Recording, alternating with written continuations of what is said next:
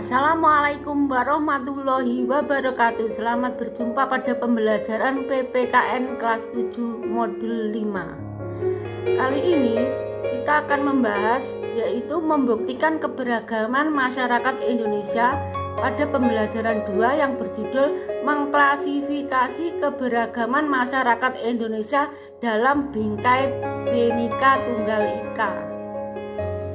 Adapun tujuan pembelajaran kali ini adalah 1. Menunjukkan rasa syukur kepada Tuhan Yang Maha Esa atas macam keberagaman dalam bingkai Bhinneka Tunggal Ika. 2. Menghargai toleransi keberagaman suku, agama, ras, antar golongan dalam bingkai Bhinneka Tunggal Ika.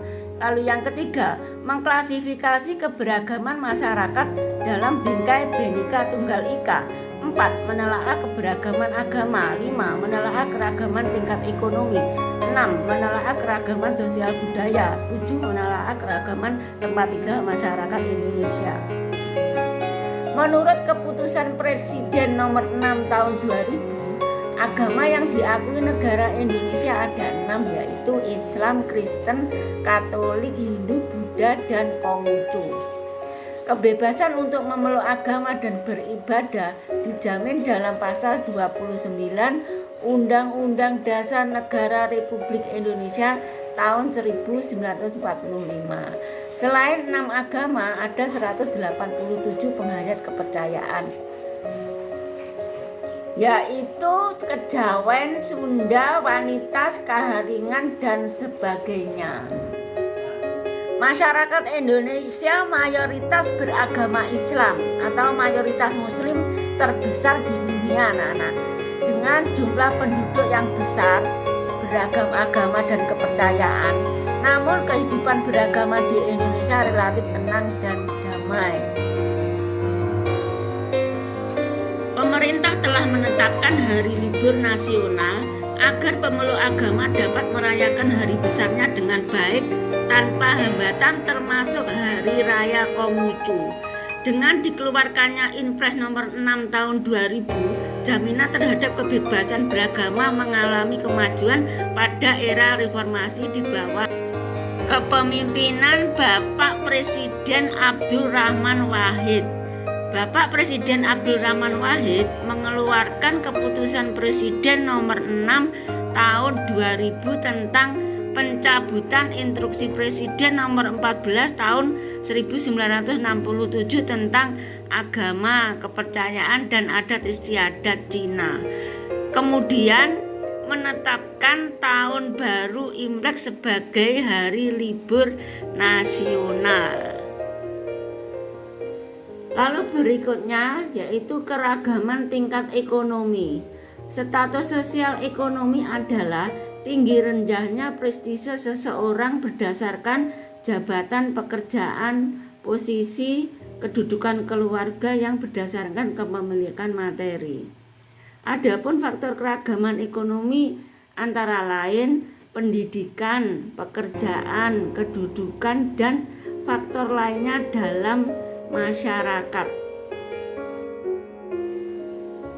Sejalan dengan hal tersebut, Sunarto 2004 mengemukakan 3 hal status sosial di masyarakat, yaitu 1. Kelas atas atau upper class, 2. Kelas menengah atau middle class, 3. Kelas bawah atau lower class. Baiklah anak-anak, sekarang kita bahas kelas atas atau upper class. Adalah kehidupan keluarga yang kecukupan dalam segala hal, baik kebutuhan primer, sekunder maupun tersier, mempunyai kemampuan ekonomi melebihi kebutuhan hidupnya dari harta kekayaan yang lebih banyak. Contohnya konglomerat, eksekutif, dan sebagainya. Berikutnya adalah kelas menengah atau middle class, yaitu orang yang dalam kehidupannya selalu cukup memenuhi kebutuhannya, disesuaikan dengan kemampuan. Lalu berekonomi sedang, pendapatannya di bawah tinggi, di atas rendah dari pendapatan nasional. Contohnya kaum profesional, para pemilik toko bisnis yang agak kecil. Selanjutnya adalah kelas bawah atau lower class, yaitu orang yang pendapatannya lebih sedikit dibanding kebutuhan pokoknya atau kebutuhan minimal yang seharusnya mereka penuhi. Penerimaan uang dari hasil yang berlaku pada saat itu, contohnya pembantu rumah tangga, pengangkut sampah, dan sebagainya. Terkait dengan tingkat ekonomi anak-anak, Sumardi dan Hans Dieter Ever membahas ciri-ciri keadaan sosial ekonomi adalah sebagai berikut. A. Berpendidikan. B. Mempunyai status sosial dan sebagainya. Lalu peduli lingkungan. C. Tingkat mobilitas ke atas besar. D. Mempunyai ladang luas. E. Orientasi ekonomi komersial produk. F. Sikap berkenaan dengan kredit. G. Pekerjaannya lebih spesifik. Terkait dengan tujuan pembelajaran di atas anak-anak, yaitu materi selanjutnya keragaman sosial budaya, artinya bermacam-macam jenis dan corak suku bangsa, budaya, adat istiadat, dan kebiasaan hidup di masyarakat. Sosial budaya di Indonesia bisa berupa warisan atau budaya baru dari kemajuan yang telah dicapai. Hal itu terjadi di Indonesia karena Indonesia merupakan negara kepulauan yang luas berupa lautan dan daratan yang tak terpisahkan dalam wilayah Negara Kesatuan Republik Indonesia. Keberagaman sosial budaya merupakan aset kekayaan bangsa, namun bisa sebagai tantangan jika masyarakat bersikap berlebihan pada daerahnya. Otonomi daerah yang tidak sesuai bisa menimbulkan perasaan kedaerahan yang berlebihan yang dapat merusak dan mengancam keutuhan bangsa. Contoh, sikap etnosentrisme, yaitu kecenderungan melihat dunia melalui sudut pandang budayanya sendiri, anak-anak. Lalu berikutnya, masyarakat daerah memiliki upacara, ritual, pakaian, adat, bentuk rumah, bahasa, dan tradisi yang berbeda.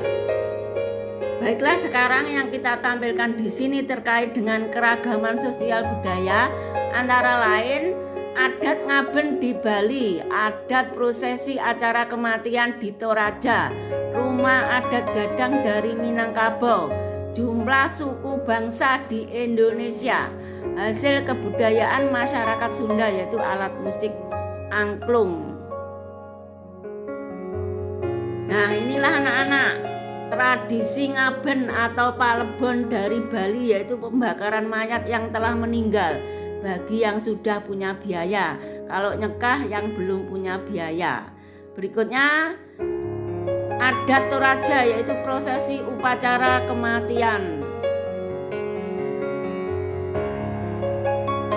Contoh keragaman sosial budaya yang lain yaitu budaya rumah adat, wujud budaya yang berkembang di Indonesia saat ini anak-anak, yaitu masyarakat Jawa dan Bali, rumah dibangun langsung di atas tanah, sedangkan di luar Jawa dibangun di atas panggung untuk menghindari banjir dan serangan binatang buas.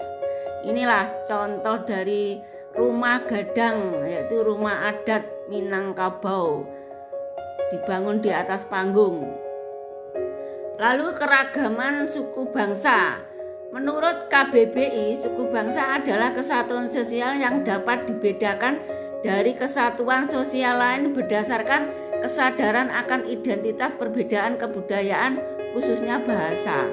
Berdasarkan data sensus penduduk tahun 2010, terdapat 1.331 kategori untuk nama suku bangsa. Lalu persebaran suku bangsa menghasilkan budaya yang beragam anak-anak. Salah satu hasil kebudayaan suku bangsa dari Sunda yaitu alat musik angklung, yaitu alat musik yang terbuat dari bambu yang sudah terkenal. Lalu keberagaman berikutnya anak-anak yaitu keberagaman tempat tinggal.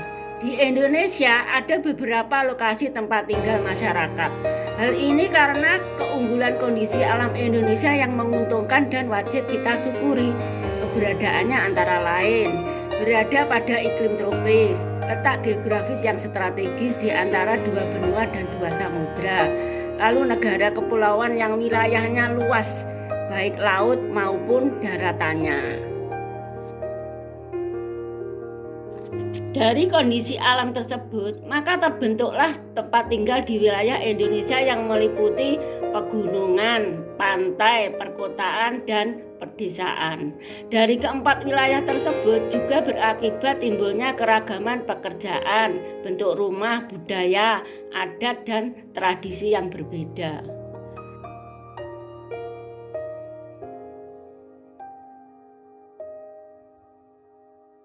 Pegunungan, lalu masyarakat pesisir pantai. Tempat tinggalnya berbahan kayu, berbentuk seperti panggung untuk menghindari naiknya air laut dan banjir. Lalu berikutnya yaitu wilayah perkotaan.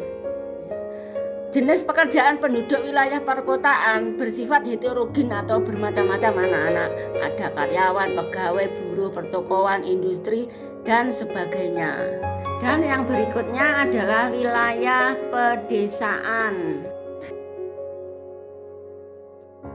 Lalu berikutnya adalah rangkuman dari materi yang ada di depan tadi anak-anak, yaitu Indonesia merupakan negara kepulauan yang terdiri dari ribuan pulau yang beragam, agama, tingkat ekonomi, sosial budaya, dan tempat tinggal. Sekarang di bidang agama, negara memberi jaminan bagi penduduknya serta beribadah menurut agama dan kepercayaannya seperti yang tercantum pada pasal 29 Undang-Undang Dasar 1945. Yang kedua, di bidang ekonomi, tiap-tiap warga negara berhak atas pekerjaan dan penghidupan yang layak seperti yang tercantum pada pasal 28 Undang-Undang Dasar 1945.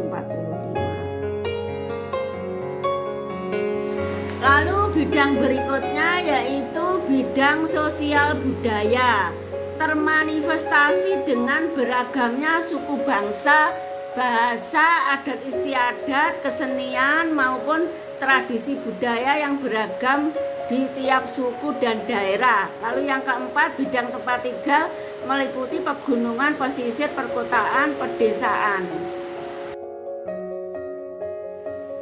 Untuk melengkapi pemahaman kalian pada pembelajaran kali ini, kalian kerjakan soal berikut ya anak-anak. 1. Sebutkan keragaman agama di Indonesia. 2. Hal yang mempengaruhi tingkat ekonomi masyarakat. Lalu yang ketiga, berapa jumlah suku di Indonesia? Tradisi Palembang dari daerah mana? Lalu nama rumah adat Minangkabau apa? Dan yang keempat, yaitu 4 keberagaman tempat tinggal di Indonesia itu apa saja. Hasil pekerjaan kalian kumpulkan kepada guru mata pelajaran PKN kelas 7 ya. Sekian, terima kasih. Wassalamualaikum warahmatullahi wabarakatuh.